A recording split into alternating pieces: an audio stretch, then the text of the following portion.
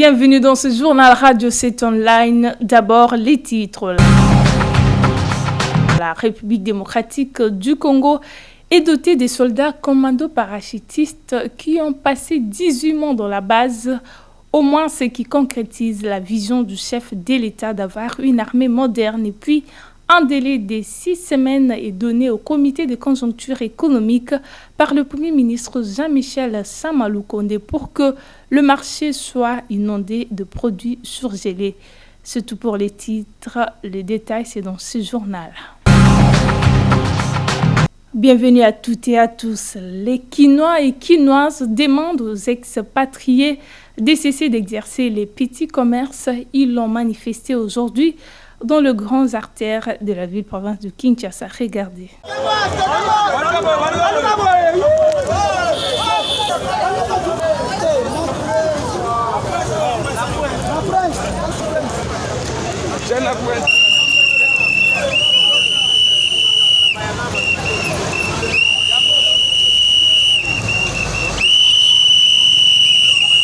Les Chinois, les Chinois, les Chinois,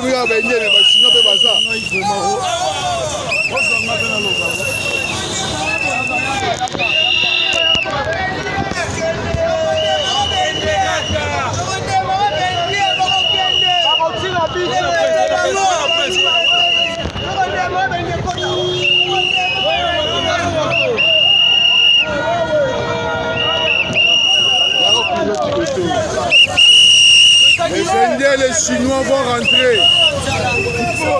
On ne fait pas des Indiens et des Chinois ici. Indiens, Chinois, faut pas zonga. La ville, pas zonga. La ville, pas zonga.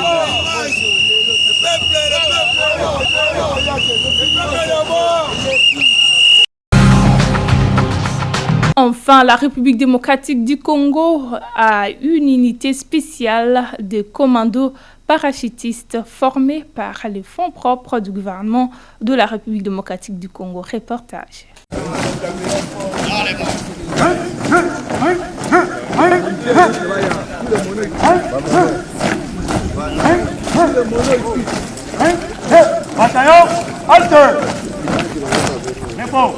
C'est une journée spéciale pour le centre d'entraînement des troupes de parachutistes commando qui vient de dévoiler les secrets de la première étape consacrée aux démonstrations au sol. C'est là après 18 mois de formation à la base Lumoué. Grâce à la volonté du commandant suprême, Félix Antoine Tshisekedi Tshilombo, qui veut faire de l'armée une armée modernisée, apte à faire face à toutes sortes d'éventualités. Voici la preuve.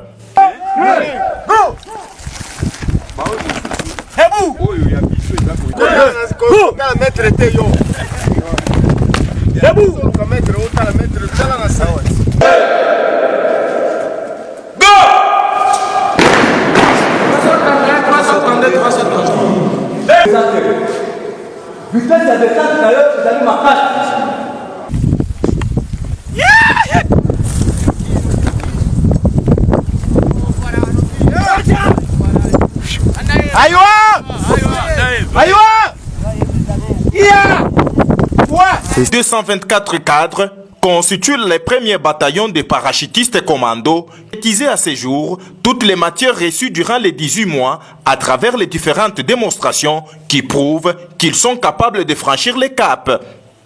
La deuxième étape qui reste à franchir sera consacrée aux démonstrations au vol.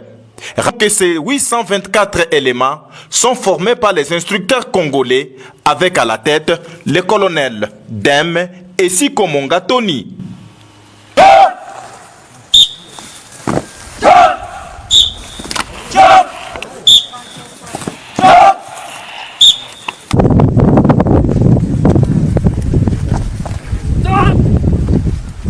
Voilà ma méthode de Morocco, c'est la personne qui nous bloque.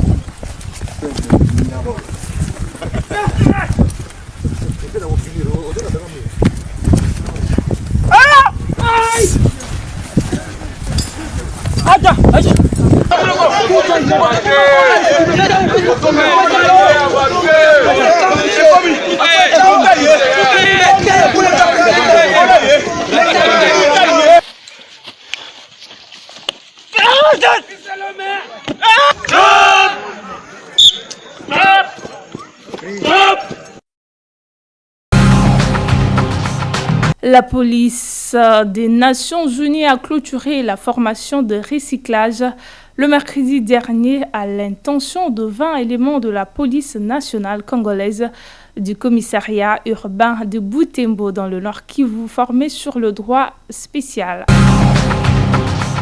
Enfin, le matériel pour les relances des travaux de suite Katende sont enfin arrivés à Chiboulou, dans les territoires des Dibaya, dans la province du Kasaï central. Baisse de prix de produits de surgelés, Jean-Michel Samaloukonde donne au comité de conjoncture économique maximum 6 semaines pour que le marché soit inondé de produits de surgelés. C'est l'essentiel de la réunion hebdomadaire du comité de conjoncture économique présidée ce jeudi 9 septembre par le chef du gouvernement. Les détails avec Nana Kanko. Suivez.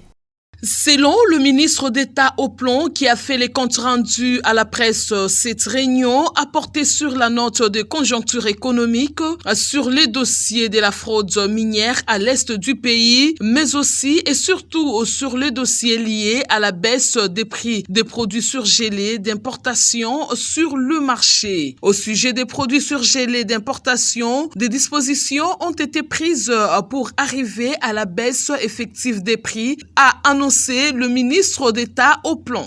Il faut retenir d'abord que la situation économique reste globalement stable, avec une bonne évolution des recettes et une bonne maîtrise des dépenses. Il faut également noter que le pacte de stabilité est bien respecté, donc la situation est sous contrôle. Il faut également signaler que le comité sous le leadership du Premier ministre s'est penché précisément sur la question des surgelés. Sur cette question, le Premier ministre a donné les instructions pour que toutes les dispositions soient prises afin que d'ici 4 à 6 semaines, le marché soit inondé de manière à permettre effectivement la baisse des prix comme il a été convenu.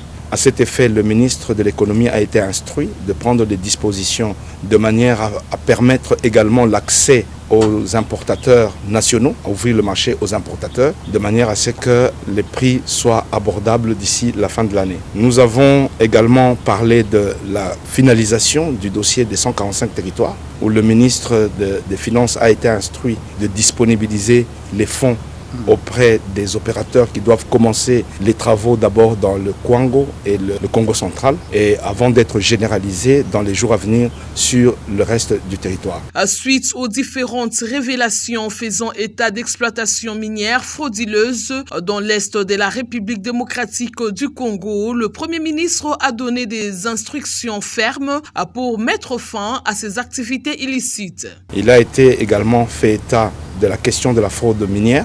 Le Premier ministre a promis que le vice-ministre des Mines va rencontrer incessamment aujourd'hui les 2 gouverneurs militaires de manière à prendre des dispositions pour mettre fin à la fraude dans ces régions. Il faut noter que les réserves d'échange sont restées stables. On aura un rapport qui doit venir de manière à ce que ces réserves puissent augmenter, a soutenu le ministre d'État Christian Mwando.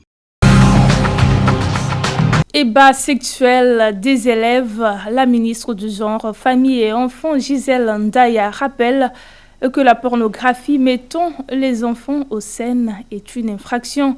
Dans sa communication faite jeudi dans la soirée, Gisèle Ndaya monte au créneau après la publication de vidéos des enfants.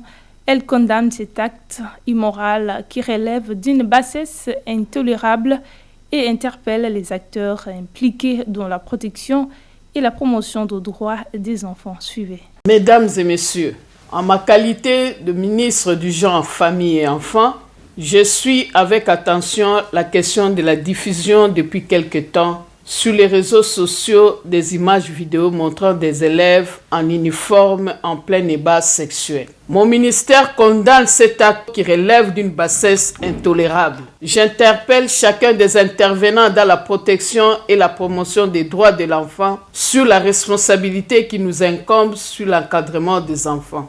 J'exige des enquêtes judiciaires pour établir la lumière sur cette délinquance juvénile. Je rappelle à l'opinion congolaise qu'il est des devoirs des adultes de protéger les enfants. De même, il est de l'intérêt supérieur des enfants en ce que le droit des enfants quant à leur scolarité et leur réputation soient protégés dans toute réaction ou décision à prendre. Je rappelle à la population congolaise que la pornographie mettant en scène des enfants est une infraction au terme de l'article 174-1 du Code pénal congolais. Quiconque aura fait toute représentation par quelque moyen que ce soit de ces enfants s'adonnant à des activités sexuelles ou toute représentation des organes sexuels des enfants sera puni de 5 à 10 ans d'emprisonnement. J'ai longuement échangé avec la ministre d'État, ministre de la Justice sur toutes ces questions. Une injonction sera faite au parquet dans les minutes qui suivent.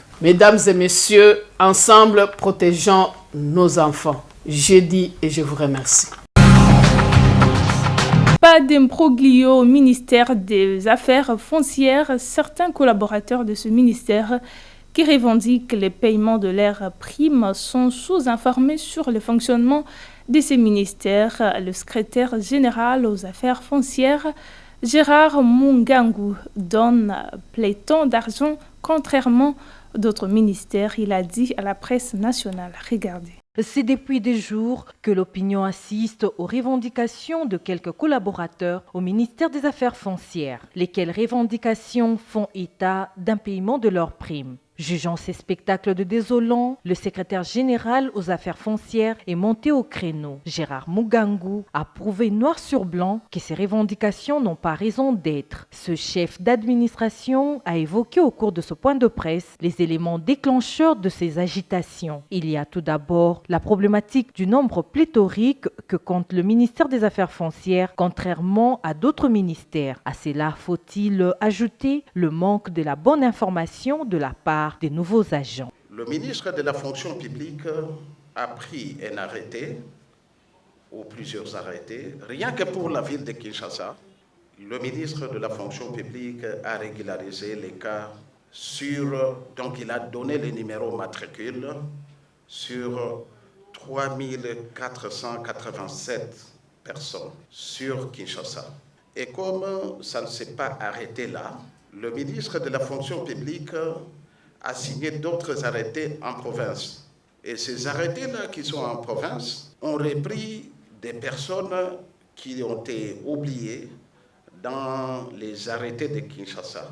Ça fait qu'au-delà de 3487, nous avons enregistré près de 5000 agents qui veulent entrer et commencer leur carrière aux affaires foncières. La difficulté vient de là. Comment on gère 5000 en y ajoutant autant d'agents qui étaient déjà en place? Et donc, la problématique de cette contestation ou de cette agitation vient de là. Plusieurs nouveaux cadres, agents, et finalement, nous devons faire face à des revendications. Et au sujet de la rétrocession ou la prime d'encouragement, le secrétaire général a précisé que cela ne dépend nullement du patron des affaires foncières. Cette prime dépend plutôt des recettes générées par le ministère. Pour seulement Kinshasa, nous avons 400 agents par circonscription. Lorsque vous multipliez 400 fois 13 circonscriptions, nous avons 5200. C'est le minimum qu'on puisse trouver à l'administration foncière. Et maintenant, répartir cette somme de 5500, de la somme réalisée, les 5% sur 5200, les gens ne prennent pas le courage de dire clairement à tous les agents que ce n'est pas un salaire, mais c'est plutôt une prime d'encouragement. Gérard Mugangu a également évoqué le processus de bancarisation qui posait problème. Cette situation est par ailleurs en voie d'être décantée. Il faut tout de même signaler qu'il n'y a pas que le ministère des Affaires foncières qui fait face à ce problème, étant donné qu'il s'agit d'un problème général. D'aucuns estiment que ces éclaircissements apportés par le secrétaire général aux Affaires foncières permettront de faire taire les rumeurs et laver l'image du ministère des Affaires foncières qui voulait être sali gratuitement. C'est tout pour ce soir et pour la semaine. Toute la rédaction vous remercie de nous avoir suivis. Bon week-end à toutes et à tous. Au revoir.